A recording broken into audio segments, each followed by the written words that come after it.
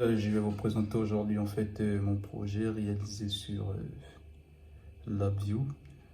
C'était un projet en fait, un projet du premier semestre master EEA à l'université de Montpellier, précisément à la faculté des sciences. Donc je vais ouvrir mon projet. Donc ici vous avez la face avant de mon projet. Donc la face avant qui montre en fait le fonctionnement. C'est un peu, on va dire, voilà. Donc nous avons ici en fait, voilà, la face avant qui présente en fait toute la mécanique en fait, voilà, du fonctionnement de mon projet. C'est un projet en fait de production en fait industrielle que j'ai réalisé avec, voilà, j'ai un peu embelli le paysage pour faire un peu plus réel, un peu plus réaliste en fait. Donc vous avez ici en fait les différents, donc nous avons ici les différents éléments constitutifs. Donc nous avons d'abord, donc je vais vous expliquer en fait comment il fonctionne nos projets avant de le lancer. Donc nous avons ici euh, la zone de production en fait. Donc nous avons ici la zone de production. Donc nous allons produire en fait nos bouteilles ici que nous allons envoyer sur un tapis roulant. Un tapis roulant qui comporte des détecteurs. Donc nous avons ici un premier détecteur ici au début, vraiment au début de la piste. Donc nous avons un détecteur qui va détecter en fait le passage d'une nouvelle bouteille qui va sortir de l'usinage. La bouteille va traverser la première zone du tapis et il va arriver en fait au milieu du tapis. Et le détecteur en fait ici en milieu du tapis va détecter en fait l'arrivée d'une nouvelle bouteille. Après détection en fait nous aurons ici en fait l'encapsuleur. Donc lui il va détecter, il va remplir la bouteille et la fermer. Donc il va remplir et fermer la bouteille. Donc ici il est là. Donc il va encapsuler, il va remplir et fermer la bouteille. Et après remplissage et fermeture.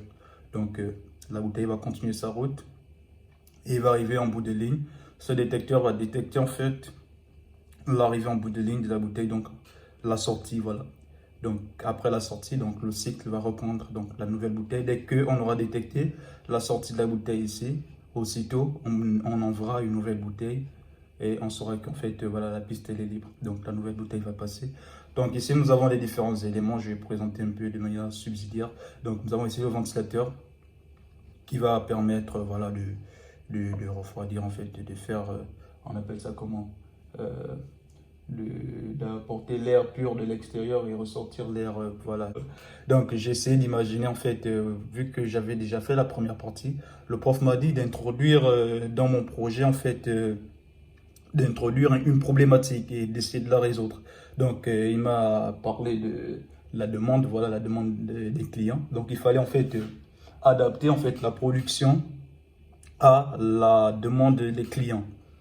Donc, il fallait adapter cette production à la demande des clients. Si les clients en magasin, voilà, la demande n'est pas forte parce qu'on peut avoir des périodes fortes comme Noël, Pâques et autres, voilà. Et des périodes un peu où voilà, la demande baisse, janvier, février, etc. En fait, hors solde aussi, période de solde, etc. Donc, il fallait adapter en fait la demande en sortie en fonction adapter la production à la demande en fait de la clientèle. Donc ce camion ici, il est là en fait pour récupérer notre production et l'emmener en fait chez les distributeurs que j'ai représentés ici par cet édifice. Donc déjà, lorsque la demande elle est basse, c'est-à-dire, on va dire, lorsque la demande est forte, donc on va vraiment augmenter la vitesse des tapis, donc on va augmenter la vitesse de production et notre encapsuleur ici va s'adapter en fait à la vitesse de rotation de nos tapis. Donc quand les tapis vont vite, lui aussi va en même temps aller rapidement pour remplir et fermer en fait les bouteilles. Donc vous allez voir lors du fonctionnement comment ça fonctionne. Donc voilà, ces deux boutons rotatifs sont très importants pour notre système. Et nous avons ici en fait en sortie ici, d'abord c'est le stock en fait. Donc à chaque bouteille qui passe, on aura un décompte, donc une bouteille, deux bouteilles, trois bouteilles. Donc lui en fait il enregistre tous les passages en fait. Voilà, c'est comme un autre stock qui sera affiché ici. Et retour du camion. Donc, je vais juste montrer une fois la partie charge et décharge du camion. Voilà. Et Le reste, en fait, ce sera en automatique. Donc ici, ce sera marche arrière, accéléré. Donc, c'est-à-dire, lorsque je vais augmenter ma production ici, il faudra également adapter, en fait, la vitesse de livraison, en fait, de mon camion ici. Donc, je devrais aussi adapter, en fait, la vitesse des allers-retours du camion pour la livraison. Donc, quand la demande elle est forte, les tapis vont tourner vite, la production sera voilà, accélérée. Et on va aussi, on fait en même temps, accélérer, en fait, la cadence de livraison. Et voilà, c'est un peu de manière vraiment balayée, en fait, voilà, le fonctionnement de mon projet. Donc, je vais vous présenter, en fait, le diagramme derrière, parce que ça, c'est juste la face avant. C'est vraiment la partie mécanique, voilà. Maintenant, je vais vous montrer le cerveau, en fait, le cerveau du fonctionnement de mon projet. Donc, voilà, nous avons ici, en fait, le diagramme. Voici le diagramme, en fait, qui permet de faire fonctionner tous ces éléments vraiment de manière, on va dire ça comment, faire fonctionner tous ces éléments ensemble, en fait. Voilà. Donc, nous avons ici vraiment, je ne pourrais pas vous expliquer les différentes étapes, mais c'est assez complexe, en fait. Donc voilà, vous avez la commande du camion ici, les allers-retours ici, ça c'est le frigo dont je vous ai parlé pour la charge et la décharge. Donc je ne pourrais pas vous expliquer tout le diagramme, ça pourrait prendre trop de temps. Voilà, la vidéo, je pense qu'elle sera déjà assez longue comme ça. Donc ici aussi, nous avons la deuxième partie. Ça c'est la partie en fait de commande de l'encapsuleur, vous allez voir, encapsuleur ici, c'est-à-dire remplir et fermer les bouteilles, voilà. Et nous avons ici en fait, voilà, les différentes étapes. Ça c'est maintenant les tapis, vous voyez tapis 1, tapis 2. Donc quand vous voyez tapis 1 ici, en fait, c'est la première zone du tapis, en fait, qui contrôle tout le système de la face avant que je vous ai présenté tout à l'heure. Et voilà. Donc maintenant, je vais essayer de lancer, en fait, simuler le projet, voilà, vous montrer comment il fonctionne, voilà. Il ne suffit pas juste d'expliquer, je pense que vous comprendrez plus lorsqu'il sera mis en marche. Donc je vais le lancer. Allez, c'est parti, je vais lancer la simulation. Donc vous voyez en fait, là, c'est vraiment en accéléré. Vous ne voyez presque pas en fait le passage de la bouteille. Parce que là, nous sommes vraiment au maximum en fait. Là, la demande, elle est très forte. Donc là, les tapis sont au maximum en fait de la production. C'est-à-dire, le stock en magasin, il est quasi nul en fait. Donc, comme on dit, là, le stock, il n'est pas à 100% en magasin. Donc, les magasins, ils sont vides et ils en demandent, voilà. Donc là, nous sommes vraiment à zéro. Là, la production, elle est très rapide. Vous ne voyez quasiment pas en fait le passage des bouteilles. Et vous voyez aussi en sortie la cadence en fait du camion. Voilà, vous voyez, c'est vraiment infernal. Voilà, c'est vraiment. Vous voyez que les deux sont vraiment liés. Là, c'est vraiment, il y a zéro. Donc là, vous ne voyez quasiment pas le camion partir. Donc déjà, je vais vous montrer comment j'adapte en fait l'allure. Disons qu'en magasin, nous sommes à 50%. Donc, vous voyez comme la première partie, je l'ai adapté. Nous sommes, c'est-à-dire vraiment à 50% du stock dont ils ont besoin. Donc là, ça part vraiment bien, vous voyez. Et je vais aussi l'adapter en fait aussi au camion en sortie. C'est-à-dire adapter la vitesse de livraison. Vous allez voir les allers-retours. Voilà. Vous voyez le camion, il revient tranquillement. Là, je vais vraiment, vous voyez. Là, les deux sont adaptés. Il part livrer, la bouteille arrive, il part livrer. Ici, le camion, il allait plus vite en fait que notre production. Vous voyez ici, nous avons déjà 300 allers-retours. Voilà. Alors qu'en production, nous sommes juste à 34 en stock. Hein. Donc, nous allons devoir adapter tout ça de telle sorte à ne pas avoir trop de voyages. Et alors que le stock n'est pas vraiment à une vitesse aussi élevée. Voilà. Je vais lancer.